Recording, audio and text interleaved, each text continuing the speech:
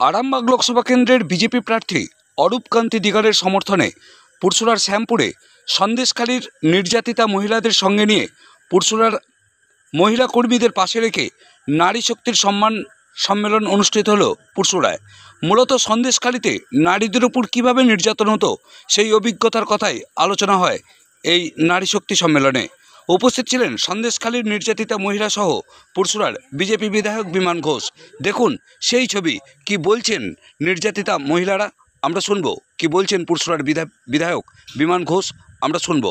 পুরসুরা থেকে নিজস্ব সংবাদদাতা রিপোর্ট, নিউজ 7 সকাল লাইভ। একটা কথা মাথায় রাখবেন,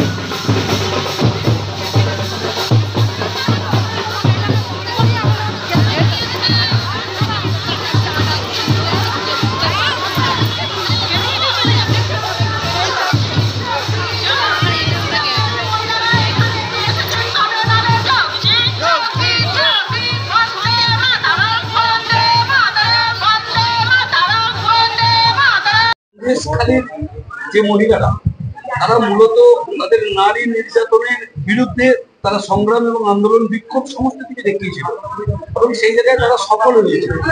আজকে দেখা যাচ্ছে যে সেই সন্দেশখালীর মহিলাদেরকে রাজনৈতিক প্ল্যাটফর্মে আসতে কি বলবেন?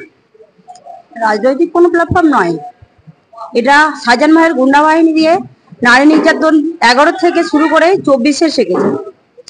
সেই সূত্রে আমরা প্রচারে বেরিয়েছি, ঠিক আছে? কোনো রাজনীতি সম্বন্ধে আপনি তো বিজেপির প্রচারে আছেন, বিজেপির সমর্থন, রাজনৈতিক দল, তাহলে রাজনীতি বিজেপির সমর্থনে বেরিয়েছেন। উনি আমাদের সাপোর্ট দেয় যে তৃণমূল শাহজাহানের গুন্ডা বাহিনী যা আমাদের নারী নির্যাতন হতে হয়েছে সেই সমর্থনে বিজেপির সমর্থন আমরা করতে পারছি। সেদিন সন্দেশখালীর কি পরিস্থিতি আপনারা দেখেছেন? প্রচুর নারী নির্যাতন দেখেছি আমরা, রাতের পর রাত আমাদের কোনো শান্তি ছিল না। হ্যাঁ হয়েছে, আমাদের কিছু মহিলা হয়েছে, তবে সবাই নয়, কিছু মহিলা আমাদের নারী নির্যাতনে। প্রচারে সেই জন্য মা আর অন্যান্য দেশের মা বোনেদেরকে জানাতে চাই যে আর যেন ওই সন্দেশখালী গোটা বাংলা না হয়, সেই কারণেই আমাদের এই মা বোনেদেরকে জানানোর জন্যই আমরা জানিয়েছি। আমার নাম সঙ্গীতা সরকার। প্রচারে নয় তো কে বলেছে প্রচারে? প্রচার হলো আমরা বসে এখানে মিটিং করি। আপনাদের মিডিয়ার কিছু ভুলভ্রান্ত ধারণা আছে সব কিছুতে। বিষয় হচ্ছে শেখ শাহজাহান বাহিনী যেভাবে সন্দেশখালী মা বোনদের উপর অত্যাচার করেছে 2011 সাল থেকে 24 সাল, এই অত্যাচারের প্রতিবাদ করবার জন্য ওখানকার মাতৃশক্তি একমাত্র প্ল্যাটফর্ম পেয়েছে বিজেপি, যে প্ল্যাটফর্মকে ওনারা কাজে লাগিয়ে সাধারণ মানুষের কাছে বার্তা দিচ্ছেন যে সন্দেশখালীতে তৃণমূল কংগ্রেস বাহিনী কি ঘটনা ঘটিয়েছিল। ব্যাস এইটুকুনি, এর বাইরে আপনারা এর মধ্যে রাজনীতি খুঁজতে যাবেন না, এর মধ্যে কোনো রাজনীতি নেই। ওনারা মা বোনদের দুঃখ কষ্ট বোঝানোর চেষ্টা করছে অন্য মহিলাদের, যে ওনারা কিভাবে কষ্ট পেয়েছেন, কিভাবে দুঃখ পেয়েছেন, কিভাবে অত্যাচারিত হয়েছেন। বিষয়টা এটাই আছে, এর বাইরে কিছু নেই। এটা নিয়ে হয়তো রাজনীতি করার কোনো মানে হয় না। তৃণমূল কংগ্রেস লক্ষ্মীর ভান্ডার নিয়ে লাফালাফি করছে, এটা রাজনীতি।